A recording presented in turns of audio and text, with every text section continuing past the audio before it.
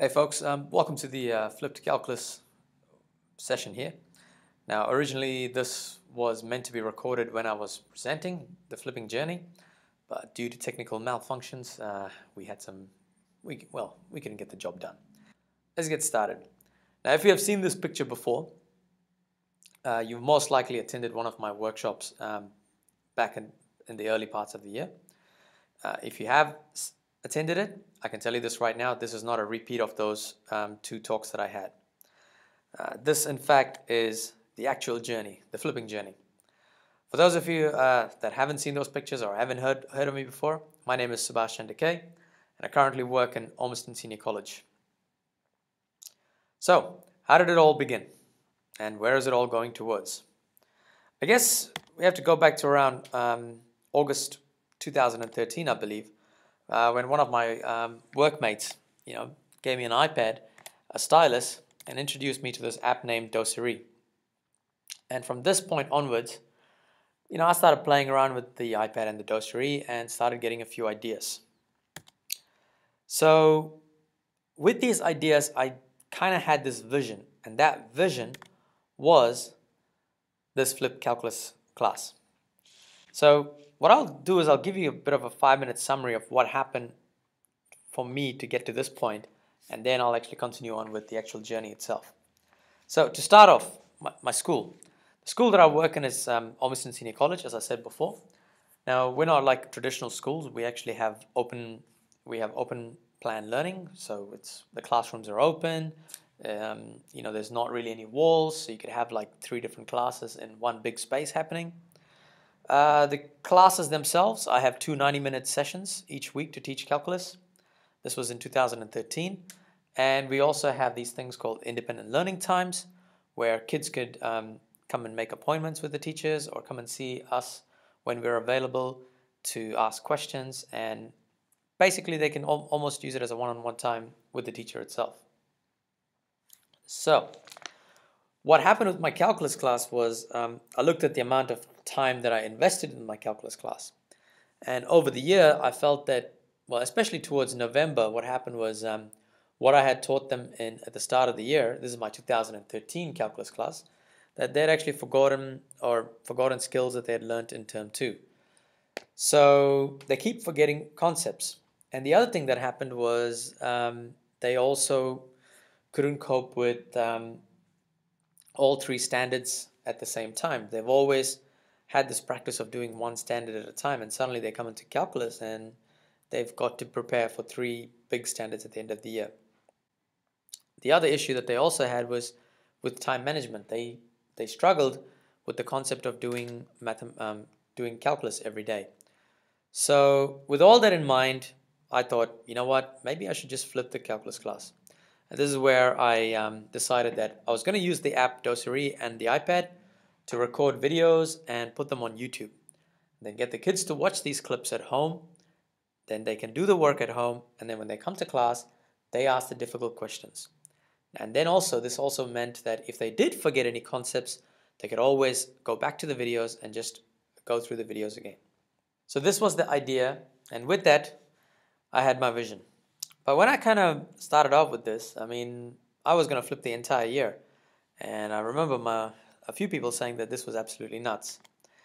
But the way I like to see things is, I love this quote, impossible is nothing, because it just pushes you to do the impossible. And for me, it felt like doing the flip calculus for the year 2014 is pretty up there in terms of how much time I needed to invest. But like I said, if we're expecting our kids to do impossible things, and if we want them to push through, and I guess we've got to kind of set that as an example as well. So with that in mind, I started making my journey. So thought I'll give you guys a bit of a timeline as what has happened from around the December 2013 to about now. So in December 2013, finally, once my senior students had left and the exams had finished, I decided it was time to sit down and make a few videos just to see how things go. And this was the first. So, in this equation, A will be considered as the horizontal movement of the center of the circle. And then you have B, which will give you the value for the vertical movement of the center of the circle. So in other words, you could really say AB is the center of the circle. And your R is, of course, the radius of the circle. So if you have your equation in this format, it's pretty easy to draw a circle. So let's try that next. 4. So square root of 4 is equal to 2. So let's draw this now. My center is at 2, -1. So that's where my center is, and which has a radius of 2. So my circle is going to look like that. Now, as you can see, my voice was, my handwriting is not the best, and you can almost sense the nervousness in my voice. And to be honest, I was nervous the first time I made these videos. But you know what? I had to keep pushing on because that was it. I had set my mind that I was going to make these videos, and I had to go after it. When I look back at this video now, I know that I could do a much better job than what I did at December 2013. But that's because over the year I learned so much more tricks, which I'll talk later about. Yeah. So anyway, January 2014 comes along and it begins. My calculus class they come in to see me. They're quite excited, and then I drop a bombshell saying that this year we are going to flip the class. For some of them, the concepts were completely new. They've never heard of the concept before. So I explained to them that basically I've already uploaded a few videos on YouTube. They needed to watch these videos on YouTube, and I had given them particular exercises that they needed to complete, and so they were to do that at home. So that was what their first task was. And things started going along nicely, and eventually 6 weeks later, they sat the assessment, which the first assessment, of course, was conics. I did conics with them. So they sat the first assessment, and the results were surprising. In a bad way. Because, you see, compared to 2013, the not achieves increased to 4. And the number of excellences I got in 2013, it actually decreased by 4 as well. I had roughly the same number of students in both my 2013 class and 2014 class. So, this got me a little bit worried because, here I was trying something completely new and my results were going against me. So I thought the best thing to do is to do a little bit of research. So I went around to the kids and I asked them to each, the ones that got not achieved and the ones that didn't get through the excellence, mainly the ones that didn't get not achieved. So I went and had a chat with them to find out what the issue was. Now, you see, at the start of the year, I try to tell them that, you guys got to get into the habit of doing a little bit of calculus every day. You don't do the binge calculus sessions. You just do little by little every day.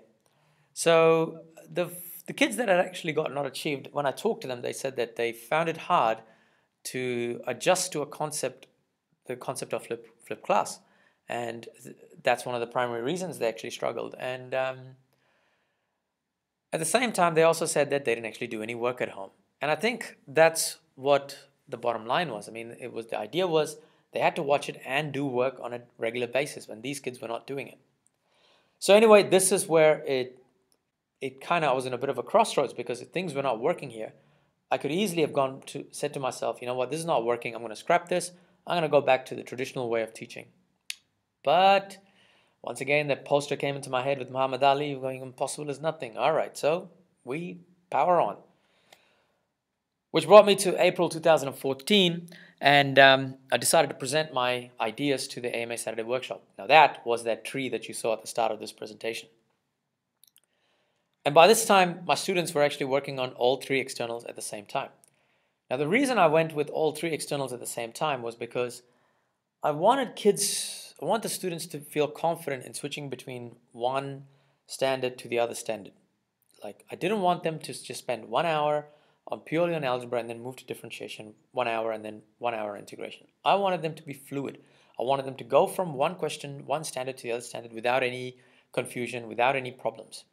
So with that in mind, I said they are going to work with 3 externals at the same time. So this meant a few kids on Monday might be working on complex numbers. On Tuesday, Wednesday, they might be doing differentiation. Thursday, Friday, they might be working on integration. And it was just mixed each week, but there was a continual flow because what I tried to do was cover the entire top 3 standards over the course of the year rather than doing standard at a time. So anyway, while that was happening, a few questions arose at the Saturday workshop. The first one was, how do the students get to merit and excellence? You see, all this time, I was focused on creating concept videos. Concept videos would, I wouldn't even call it some of them achieved. It was just introducing a concept. But the way I got around this was I actually gave students assignments. So say, for example, week 1, they're doing De Moivre's theorem. Then on week 2, they'll have an assignment about De Moivre's theorem. And then on week 3, they will have a test, a mini test on De Moivre's theorem. And these assignments and tests, they're really tiny. So they're only like 6 questions. 2 questions from algebra, 2 questions from differentiation, 2 from integration. And this was another way for me to keep track of the students, of how they're going in each one of those standards. Because I didn't say that at any point that this needs to be completed by today. It's just I let them work at their own pace. But the assignments and the tests were the kind of, what do you call it? They're called a bench. I guess you can call them a benchmark. They had to get there by that time. So most of the assignment questions that I'd given them were actually merit questions. Now, I can't expect these kids to get excellence in April when they've just been introduced to some of these concepts. The next question was, why don't you use Khan Academy? I want to show you guys 2 pictures here and see if you can make a connection between these 2 pictures. So the idea that I have is, yes, the wheel was invented a long time ago, but that wheel is not going to fit in my new car. I need a new stylish mag wheel that's going to fit into my car. And I guess I'm not trying to say that Khan Academy is from the Stone Age, but I'm just saying that that is not for my type of teaching. So therefore, for my type of teaching, I needed to create my own resource. And that's why I decided to go after that's why I decided to create my own resource rather than use Khan Academy or the other hundreds of videos that are on YouTube. And the final question was, what about this other great app? Now, I was getting used to Dosery. I was making a lot of mistakes. I was learning from it. But the fact is, halfway through the year, I couldn't actually drop Dosery and pick up another app. Since then, I've been introduced to a couple of new apps, but I just haven't pursued it yet because I know that if I get good at one app and if I can do most of it, get this out of the way, and then at the end of the year, I'll review which app to use again. So that was the kind of idea that I was going with. So that was April, and then we moved into June 2014 when I presented once again the flipped calculus concept for the HOD day. Those 3 questions that I showed you earlier, they arose again, but this time a much deeper question came into play, and that was, how do you find the time to do all of this? Now, I'm not going to lie, folks. Every Sunday during term 2, I was sitting in the morning, do my groceries, and then I'd be sitting there for about close to 5-6 hours, sometimes 8 hours, trying to make these videos. Because, you see, I had to get the videos up for the following week. I needed a couple of algebra, a couple of differentiation, and a couple of integration videos. So I would sit there on a Sunday and I would make these videos.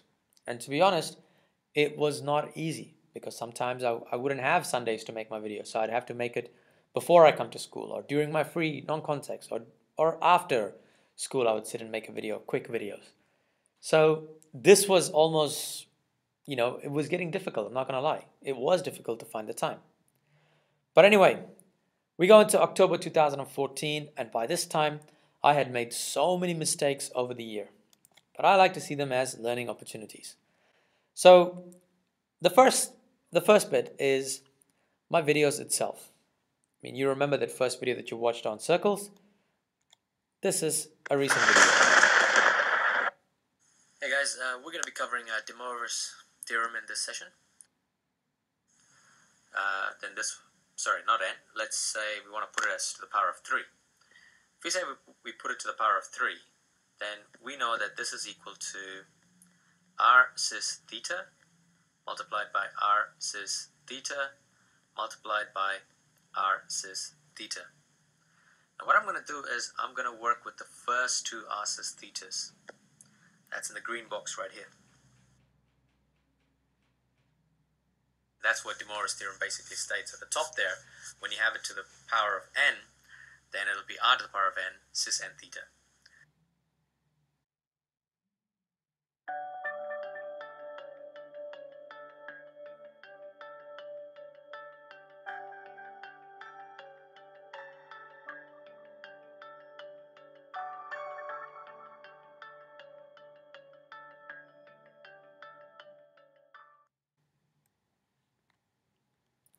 If you look at this video compared to the first one, you can see the vast differences. I mean, my writing has gotten better, my voice is a lot more clear, and I just felt that this was a lot more neater compared to the first video that I had created back in December 2013. So, in other words, my videos were getting better. The second thing is the number of mistakes that I'd make in docery. If I was to talk about the mistakes that I made in docery, let me put it this way. If anybody is interested in working with docery, I need about 20 minutes and I can probably save about 50 hours of your time, because that's how much time I'd wasted over the year in terms of making mistakes with docery. Like, I didn't realize you could actually zoom in the tablet to write. There's a replay mode, or you can actually record after writing everything. There's a grid, so you could actually insert a grid so you can write really neat and nice and straight and then get rid of the grid. There's like a stop motion where you can actually stop. You can say where you want it to stop, and there are, like, for fixing errors, there's multiple ways of doing it. Yeah, so as I said, like, over the year I made so many mistakes, but the good thing that came out of this was my colleague Ash Rambai. He every time I'd make a mistake, I'd talk to him about it, and eventually what happened was he learned so much about it just by me talking about my mistakes that he started making his own videos for statistics. Now, in our YouTube Maths channel, which is Maths OSC, by the way, if you want to have a look, he's actually created a whole lot of stats videos for reports, statistical reports, and for level 2 probability. But of course, he got to do that without making as many mistakes as I did. So, like I said, with docery mistakes, I could actually give you an entire talk on that separately. Now, in terms of assignments and tests. In terms of assignments and tests, term 2 was a great success. It was, the assignments were going out, I was marking them, I was giving feedback to the kids. Then it was, once they received the feedback, they did the test. Again, I could give them almost a second opportunity to give them feedback. It was successful. But in term 3, it started hitting a snag because I couldn't make the videos on time and mark the assignments and tests on time. In fact, I was just doing too much during that time. It was also the same time my girls' football season had started, and it was, you had training after school, training before school, and a game day. Put this all in the mix, and it was just too much. But all in the while, the same time, I had to think about my other classes because they were also taking a hit because of the time that I was spending on calculus. I had 2 year 11 maths classes, and it was during this time that they sat measurement, and their results were not great compared to the other 3 internals that we had done. I was also in charge of year 11 maths, which means I had to during this time, I had to keep track of numeracy and keeping track of like the MCAT and little things like that. It was just piling on. And finally, the one class that really I felt that lost out was my year 12 maths class, because these guys, when they started the year, they were really excited about maths, but during the midwinter, it was a hard road. But after a few decisions that I made, they started coming back to life when I was teaching calculus towards the end of the year for my year 12 maths class. While all this was happening, of course, I decided to jump on a completely brand new project. And this brand new project, you can have a look here. Hey folks, we're going to be looking at level 1 algebra paper from 2013. This was the day 2, question 1F. It was a simultaneous equations question, and it looked like this.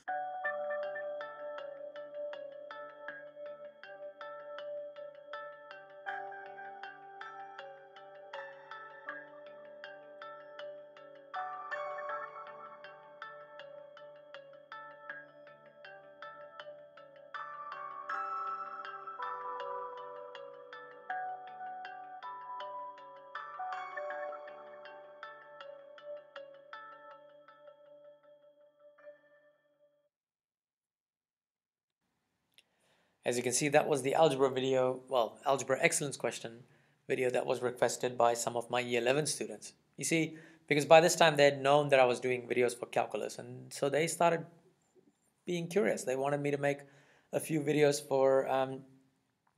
for these MCAT, just before MCAT was on. Yeah, I got quite excited. I mean, I started making a few videos for this, like just getting old exam questions, like excellence questions, and started writing them up. And I think within 3 days or something like that, I had about, I made 7 videos, and it averaged about 100 views within a space of 3 days, 3 days before the MCAT exam.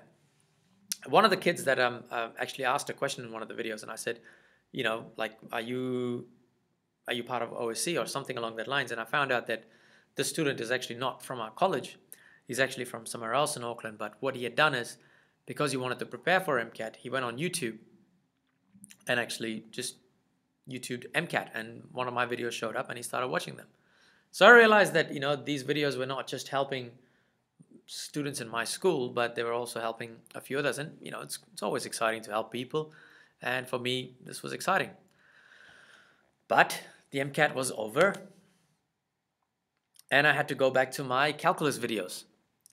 Now, when I first had that vision, you know, back in December 2013, I had the idea of making 138 concept videos. That was a lot.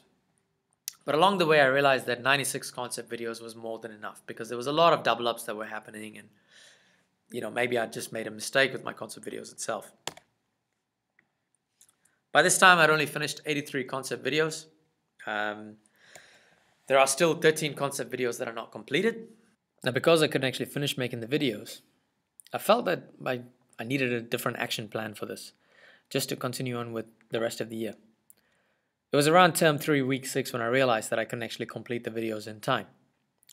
So I had to go back to teaching concepts traditionally. That means standing in front of a whiteboard and explaining things to them, explaining things to the students.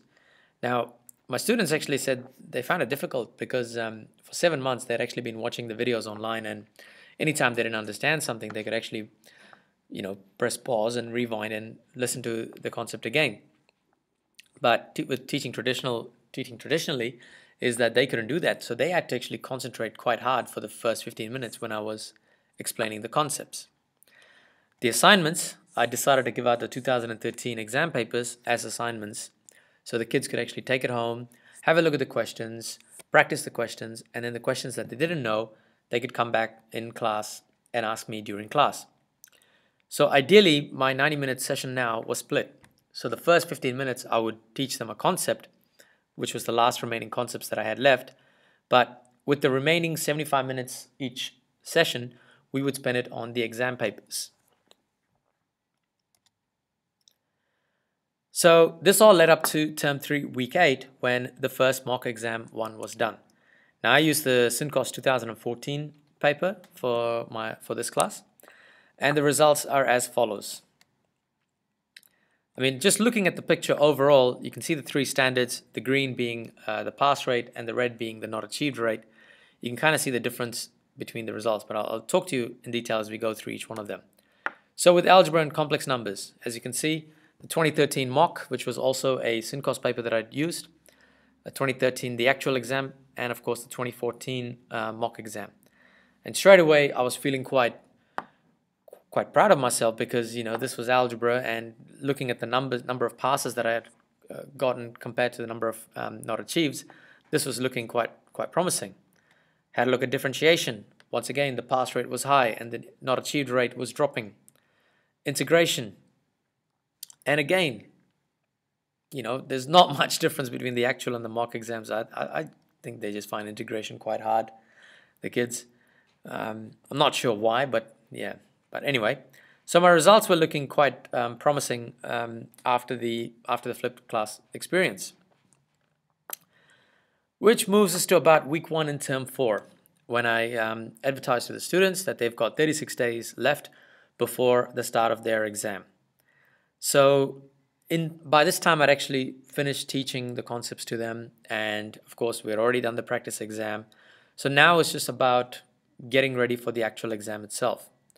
And so what I did was, on Google Drive, I actually shared about every exam paper that I had from 2005 to 2014. You might see 2014, but that's actually just the exam SynCOS paper that they had just done. But I managed to collect SynCOS, Cohere, NZAMT, different varieties of papers, and I put them into folders like this. And then in each folder, so you can kind of see that in each folder they'll have, the different variety of questions that different writers, I guess, that you can say. And then in each writer, like for example, Cohere would have, differentiation, algebra, and integration. So I had converted all of these into PDF files, and I gave it in one location for them so that they can access this anytime they want. So the idea was that they had 35 exam, I think they had close to 35 exam papers to do, and they had 36 days left for their exam. So I basically told them, look guys, as long as you do one exam paper a day, you'll be fine. Of course, I had to explain to them that they needed to do one exam paper, which meant they'll have to do algebra, differentiation, and integration. Some kids thought that it was a lot of work, but I told them, if you want high grades, then you've got to be prepared to put in the time. So, and of course, with the results in coming from that mock exam in week 8, the kids were actually feeling quite confident. So when we talked about it, they said they would like another mock exam. So we decided that in week 3 of term 4, we are going to have a mock exam too. This was the Cohere 2014 paper that I purchased from them. And I don't know about you guys, but I actually felt that paper was quite challenging, and it was a good challenge. And so you can kind of see that when I mean challenging at my results of those 3 standards. See, my guys, by this time, they had done about 10 days of practice papers. Some of them were quite vigorous. They did one exam paper a day. Some were a bit more lenient. And what happened was the results, they took a tumble. As you can see, I thought algebra, I thought they would have done good, but again, the results dropped. Looking at differentiation, the results dropped. Integration, the results dropped.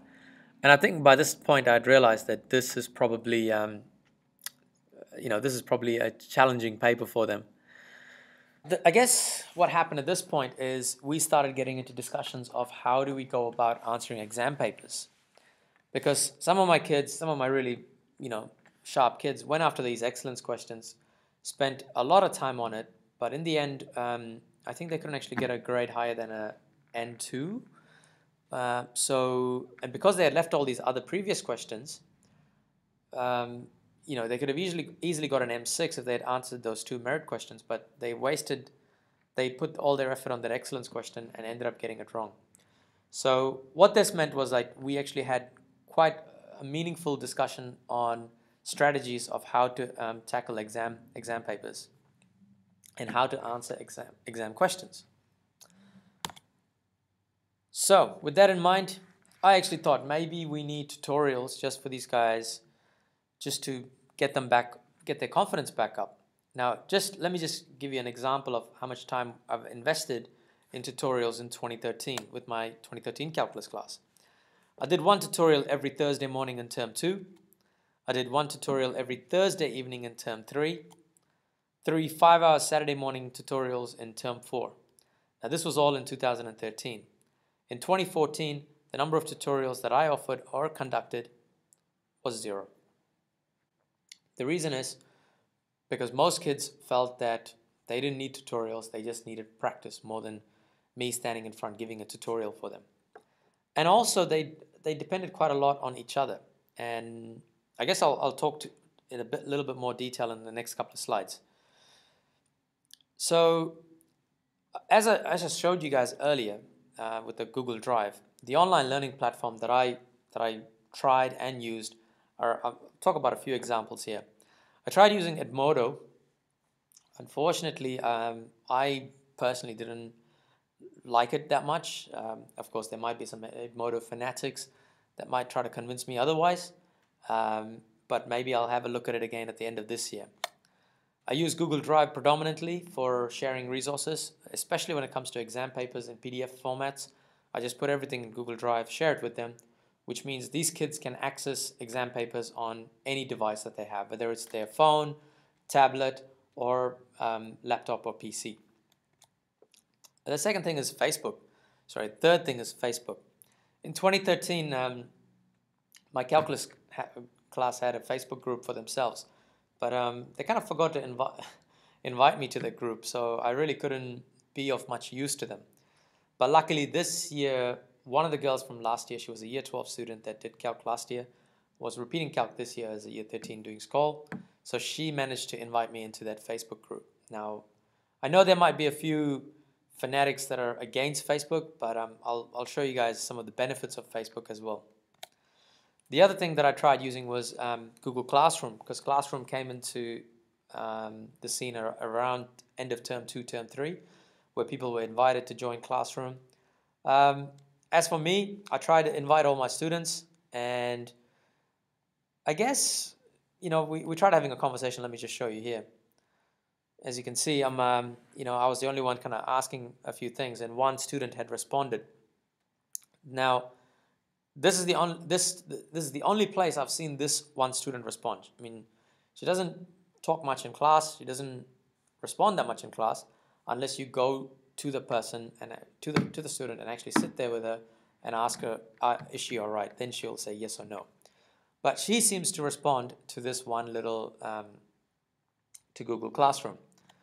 In fact, let me just show you the number of students that actually joined my classroom. It was only 12 students. I had 22 students that were in my class. Only 12 of them actually joined.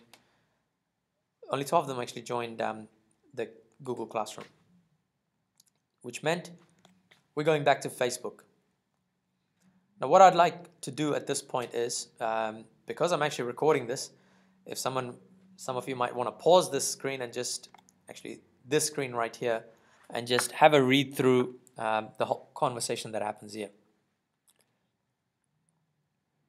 So I'm going to ask you guys, what do you guys notice in this conversation?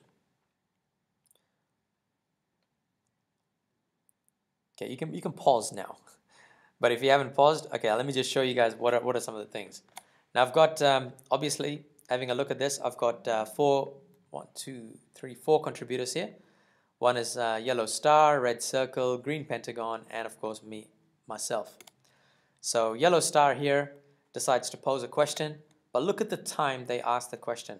It is at well past midnight, 12:49, a student is putting a question up. Now, at this point, I don't need to respond to this. I mean, that's what I'm trying to tell you guys. They can have discussions. You don't need to respond to Facebook messages straight away. You responded at your own time. Because what happens here is 12:49, he posts a question. His first reply comes from red circle at 1:07. And of course, the conversation keeps going all the way to about 1:52 in the morning. Now, as a teacher, you can't be expecting to answer every one of these questions straight away. It's just not possible. But when it is possible for me, it was about 8 o'clock in the morning when I was in the office and I saw the question and I wrote it up and I posted it up. But also, the other thing that you need to have a look at is this question was actually seen by 19 of my students. Now, we're not sure what time they saw it, but at some point, the conversation was actually seen by 19 of my students. So even though only 3 students actually took part in this conversation, there are others that will still see the conversation, but they might not want to participate. Sometimes I've had kids putting questions up, but they don't actually contribute. So as long as you have a few kids that are willing to contribute, you can have quite a healthy bit of discussion that's going around. So this is why we didn't need tutorials, because most of these kids would just ask questions on Facebook at any given time, at times that was suitable for them. So with all of this happening, I decided to get some student feedback as well from the students.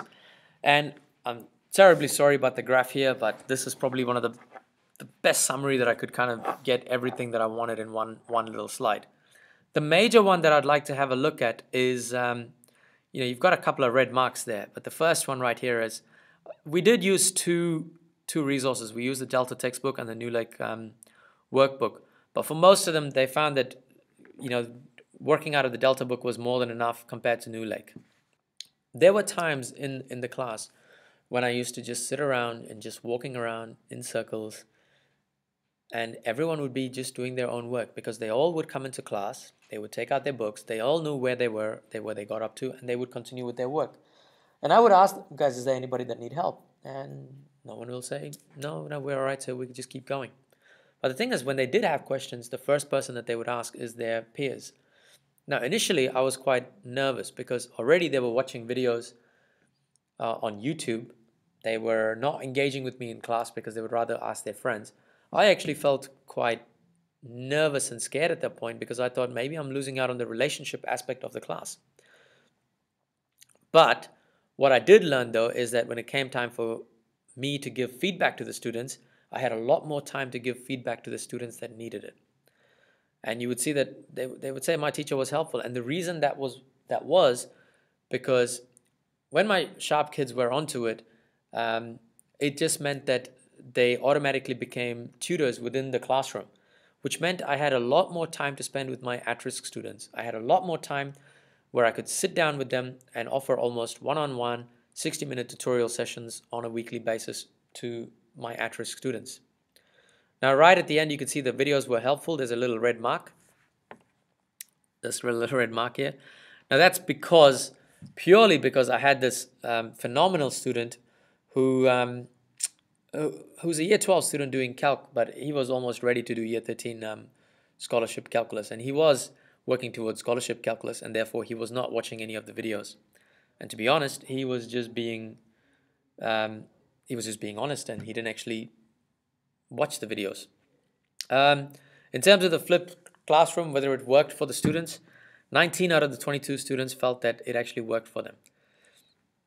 And in hindsight, it got me thinking. It's like, what have I actually created? Because I started out saying that I wanted to flip a classroom. In a traditional flipped classroom, you get to watch a video, then all the students would have to watch the video, and all of them would be working on the same thing at the same period. Like they would come into class and they'd be working on that same concept. But here, it was different. The kids could choose where they are, and it literally was working at their pace. So I had no idea what I had created. I mean, on one end, I've got this Facebook group going fantastic. On the other hand, the kids are peer tutoring themselves. They're learning by themselves. So I guess the only place where I could go to find the answers was in the curriculum itself. So I went down and had a look at the 5 key competencies. And I could tell you right now, with all these 5 key competencies were happening within my classroom in terms of thinking. They had to watch the videos and apply their relational thinking, apply thinking into solving problems. Using language, symbols, and text. Again, this is a calculus course. I mean, we are surrounded by symbols. Managing self. The students had to manage their time. I mean, all these resources were there online for them, but they had to choose when they were going to do the work. They had to choose the environment that they're going to work in. And so it was all about them doing things by themselves, relating to others. The peer tutoring thing was a huge success within my classroom. I mean, and it happened so organically. I didn't need to enforce it. Things just happened naturally. I also introduced a pie badge for a person that gets the highest mark in the test. And it was during term 2 this became quite a bit of a phase within the calculus class because they would walk around wearing this pie badge and they would say, well, literally, this is what they would say. Guess what? I'm the smartest mathematician in the school because they had the pie badge. And so there was a little bit of competitiveness within the students as well. Finally, going to the participating and thinking, the students, with what the resources, what I'd facilitated for them, they created their own learning community and they started supporting each other in succeeding in this course. So, the other thing that's also in mind is the OSC norms. Now, I know that every school has their own little norms or expectations, whichever one that they have going for their school.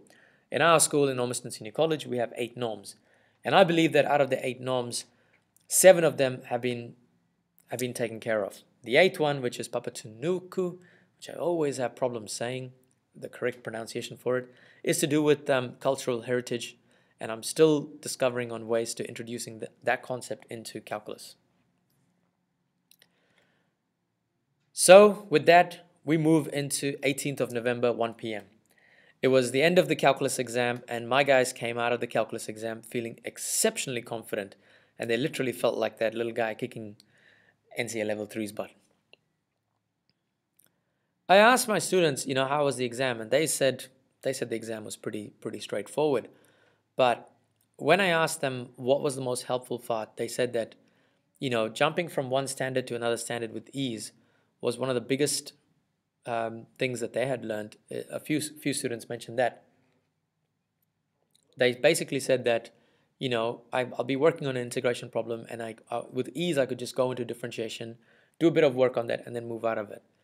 A few kids came out saying that, I had so much time after finishing the excellence questions that I went back and did all the merit questions, and I still had more time, and I went and did all the achieved questions.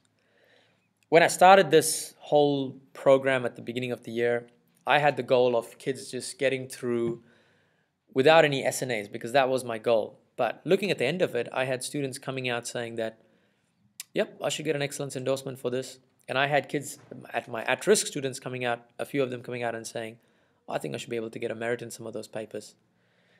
So, with all honesty, that really made me feel like I had reached the top of this enormous mountain. But this year has had its ups and downs, and I guess I kind of need to discuss both of them. The negatives, to start off with, trying to flip a classroom of this magnitude, is that it's time consuming. If anybody is planning to flip a classroom, is that my recommendation is do it standard by standard. Please don't attempt what I try to do, where you try to flip an entire year over a course of a year. It's just enormous amount of time that is required. The second thing is, I'm still not convinced whether it's a negative thing or it's a positive thing, but you have to be proactive, because it is so easy to become lazy within the classroom when you're doing so much work outside of the classroom that, there were moments when that happened, when I found myself not being proactive. And eventually I got the hang of what I needed to do. So therefore I would go seek out my at-risk students. Getting used to dosary. As I was saying, 50 hours could have been saved with 20 minutes of if I had known what I know now. But, the app was frustrating in its own ways, but at the same time, it did the job. But like I said, if anybody's interested, get in touch with me and I'll give you guys a few tips that'll save you a hell of a lot of time. And of course, the final one was losing time on other classes. I actually felt that I spent a lot more time on Year 13 Calculus this year compared to my other 3 classes. So that is something to keep in mind. In terms of positives, this is the biggest positive out of all of this. The videos are actually ready for next year. All I have to do at this point is I'm going to go back to some of those old videos, tweak a few of them, make them a little bit better in terms of quality, and that's it. Most of them are ready for next year. The positive is that with the videos being online, you could spend a lot more time with your at-risk students, trying to work with them to try and get them through. Another positive is independent learning. The kids are totally independent. I mean, they know what's required because they can see the full year plan ahead of them, and they can see what work they need to do on a daily basis. And because of that, they have to plan their time. They have to manage themselves. The online community was a big success for me, because it is something that I didn't create. The kids created themselves, and at the moment, I'll say this to you guys, in terms of choosing platforms that you want to work with, you got to choose the platform that most of your kids are on. Like I showed you before with Google Classroom, I had 1 student that responded, while in Facebook, I had 19 students that respond. So think about which platform the kids are going to be on, and that's probably the best one to go with. And of course, the biggest positive was that I had to spend 0 time on tutorials.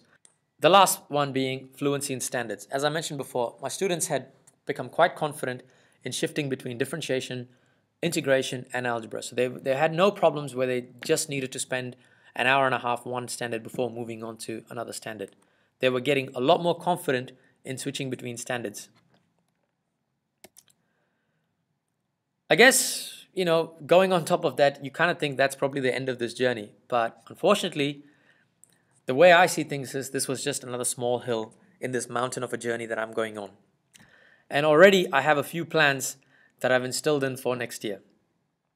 So the few things that I would like to do is, first off, is review all the videos that I have, go back and fix a few things that I need to fix, look back at how to get more merit and excellence videos out so we can get kids that are a lot more confident in attempting those type of questions. And of course, the final one is I'm actually going to go for 4 standards at the same time, because I felt that conics could have be done a lot better if they had understood that they needed components of it. Well, like I said, conics would have been done a lot better if they had more time with the flipped classroom model. So in reality, folks, what I'm trying to tell you is that this is just a simple shadow of the mountain that I'm about to climb. And so this journey, the flipping journey, will continue next year. Thank you for being part of this, and thank you for taking your time to listen to this adventure. Until next time.